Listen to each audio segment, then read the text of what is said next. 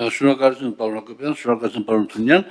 բայց ես այդ հարցը բանա, խնդրում եմ ես ազգաժողովի կտամ, թե քանիսից չնայած պարոն Թունյանը ասեց,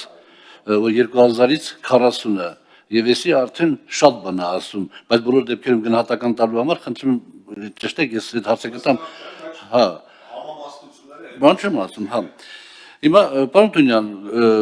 չարական թաքցնելու դեպքում չարականորեն, ասենք մտածված թաքցնելու դեպքում 10 դրամներ թաքցնելը դա արդեն հանցագործություն է, դրա մասին խոսք չի կարող լինի։ Էդի հանցագործությունն է եւ վերջ։ Եվ բացի որ 10 դրամը պիտի վերականգնի, նա պիտի պատժվի ինչ-որ ձևով։ Էդի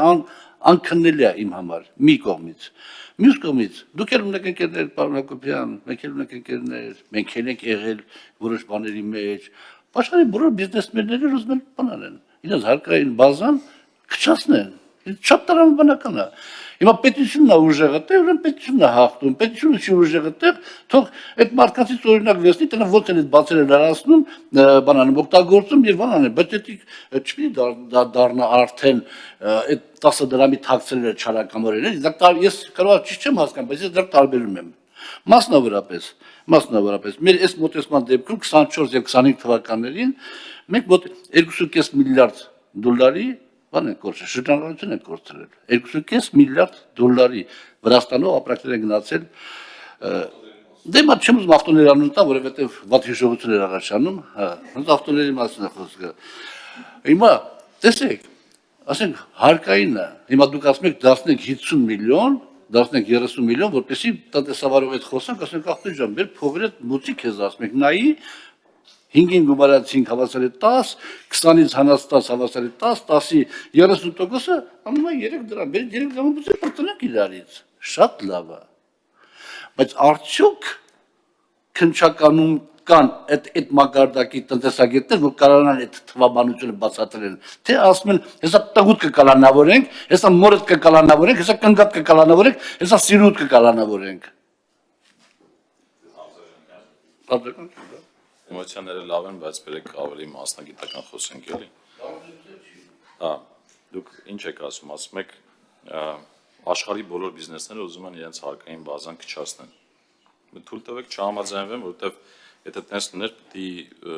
անընդհատ կամ ստվերը աճեր կամ առնվազն մնար նույնը, այդ թվում Հայաստանի Հանրապետությունում։ Հիմա դուք ասում եք, այդտեղ պիտի պետությունը ուժեղ լինի, ես համաձայն եմ, այո, կա տենց երևույթ, բայց նայեք, մենք այստեղ այս ռեֆորմով, ես ինչ ասի, մտածողության փոփոխության հարց կա, որովհետև եթե մենք ուժի կիրառման մասին ենք խոսում, միշտ կարող ենք ասել, որ պետությունը կարող է ուժեղ լինել, եթե ուժի կիրառմանն է վերաբերում, բայց մենք ուրիշ բան ենք ասում, մենք ասում ենք, մենք ուզում ենք, որ մեր հարկվճարողը դառնա ինքը կամավոր կարգապահ, եւ դրա համար այդ դաշտը ստեղծում ենք։ Դուք նայեք, անընդհատ շեմի թվից եք խոսում, բայց շեմի թիվը այն էական գործոնը չի, որ պետք է լինի խոսակցության առարկա հարկվճարողի հետ։ Մենք իրականում էդ էլ ենք վերացնում հիմա ստացվում է, այսինքն այլևս պրակտիկայում շատ քիչ կհանդիպեն դեպքերը, որ որևէ մեկը կվախեցնի շեմով,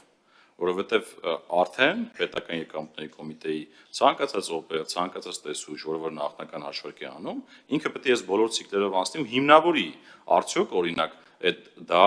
պոտենցիալ հանցագործություն է, որ պետք է օրինակ հաղորդում ներկայացնենք։ Եվ ավելին ասեմ, ստեղ մի հատ դրույթ եկա կուզենամ միանգամից արդյոք օգտագործել ասել, մենք ինչ ենք ստեղ ասում, մենք ասում ենք օրենքով հստակ պարտավորեցնում ենք պետ նախագահին, որ ինքը լիազորի կոնկրետ, ասենք կոնկրետ մի անձ պիտի լինի, որի միջոցով ֆիլտրվելու է այդ հաղորդումները, իսկ դա նշանակում է, որ մենք այս օրենքի ընդունումից հետո պետք է գնանք, օրինակ ներքին կարգեր սահմանենք հստակ մանրամասն, թե ինչպես պետք է այդ պրակտիկան կազմակերպի պետական եկամուտների կոմիտեն, որ որևէ մեկը ապագայում իրավունք չունենա հանկարծ հարկվճարողին վախեցնելու լեզվով ընդհանրապես խոսել։ Եվ հա, այստեղ իհարկե մասնագիտական մակարդակների մասին եք խոսում, այո,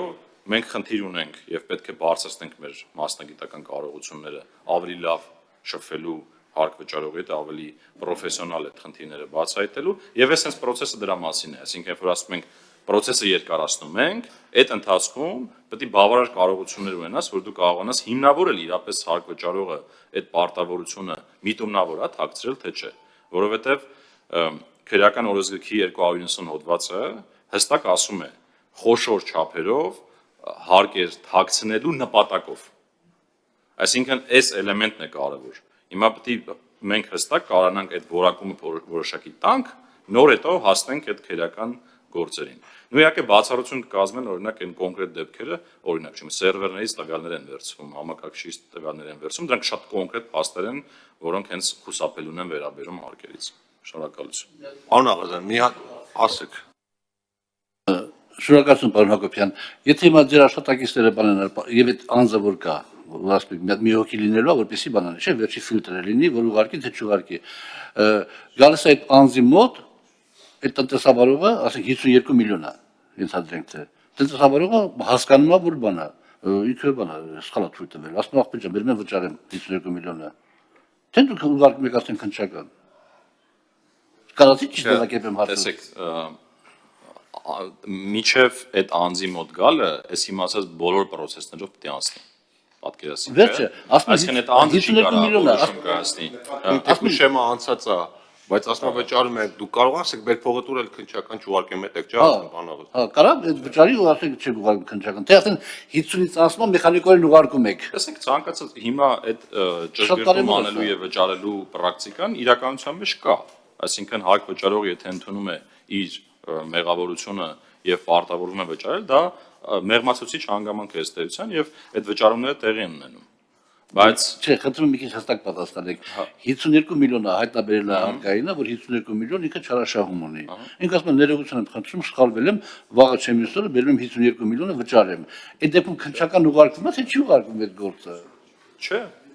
այսօր էլ չի գնում դա։ Չի գնում, չէ՞։ Այո։